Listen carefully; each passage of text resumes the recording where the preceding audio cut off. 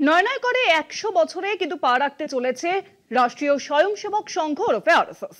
এবার এই নিয়ে আলোচনা শুরু হবে রাজস্থানের যোধপুরে। 3 দিনের ওই বৈঠকে বাংলার পাশাপাশি উত্তর পূর্বের রাজ্যগুলির সাংগঠনিক বিষয়েও আলাদা আলোচনা হবে বলে সংঘ সূত্রে জানা গিয়েছে। বাংলার উপর আরএসএস এর নজর হঠাৎই একটু বেশি করে পড়ছে। লাভ হবে কি তাতে? আরএসএস এর সমন্বয় বৈঠক আগামী বিজয়া দশমীর দিন রাষ্ট্রীয় সংঘ পরিবারের শতবর্ষ পূর্তি। সেই লক্ষ্যে সংগঠনের দেশব্যাপী কর্মসূচি নিয়ে 3 দিনের বৈঠক। শুক্রবার থেকে শুরু হওয়া এই বৈঠকে বিজেপি সহ সংঘ পরিবারের সমস্ত শাখা সংগঠনের শীর্ষ নেতৃত্ব হাজির থাকছেন। ঠিক 1 বছর আগে কেরলে বসেছিল সংঘের সমন্বয় বৈঠক। সেখানে সংঘের শতবর্ষের প্রেক্ষিতে নেওয়া সাংগঠনিক সিদ্ধান্ত কতটা কার্যকর হয়েছে তার পর্যালোচনা করা হবে যোধপুরের সমন্বয় বৈঠকে।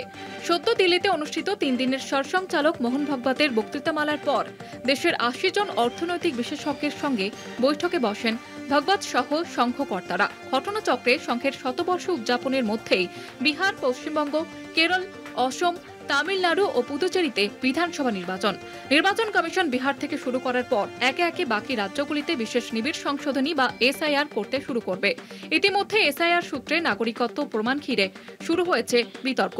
সেই আবহে সংঘের এই সমন্বয় বৈঠকের ফাঁকে বাংলা সহ উত্তর পূর্বের রাজ্যগুলিকে নিয়ে আলাদা আলোচনা হবে। আরএসএস এর মুখপাত্র সুনীল আম্বেকর জানিয়েছেন, পশ্চিমবঙ্গ, অসম সহ উত্তর পূর্বের সংগঠন নিয়ে আলোচনা করা হবে। উল্লেখ্য, বিদেশি শনাক্তিকরণ ও নাগরিকত্বের মতো সংবেদনশীল বিষয় আগামী বছর হতে যাওয়া বিধানসভা ভোটে অসম ও বাংলার ক্ষেত্রে গুরুত্বপূর্ণ ও নির্ণায়ক ভূমিকা পালন করবে বলে মনে করেন গেরুয়া বাহিনী। সে কাজে 2 রাজ্যে সংঘ পরিবারকে নির্দিষ্ট দায়িত্ব দিতেই আলোচনা হতে পারে।